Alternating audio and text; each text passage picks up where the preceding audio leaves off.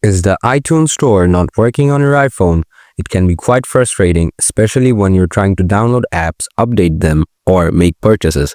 This problem often stems from network connectivity issues, server disruptions, or incorrect settings. Here's how you can solve this issue. Solution 1. Check date and time settings. Open Settings on your iPhone.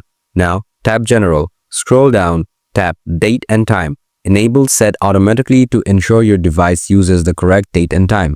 Solution 2. Sign out and sign back into your Apple ID. Open Settings on your iPhone. Tap your name at the top. Then scroll down and tap Sign out. Sign back in by entering your Apple ID credentials. Now, try connecting the iTunes Store. Solution 3. Offload the app. Open Settings on your iPhone. Tap General. Then tap iPhone Storage. Scroll down and find iTunes Store in the list of apps. Tap Offload App. Then tap Offload App again to confirm.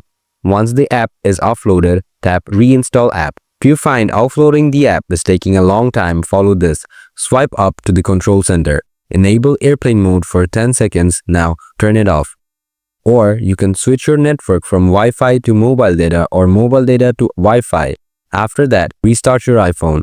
By applying these solutions, you should be able to fix the cannot connect to iTunes Store error on your iPhone. If the problem continues, reach out to Apple support for additional help. They usually have great solutions for issues like this.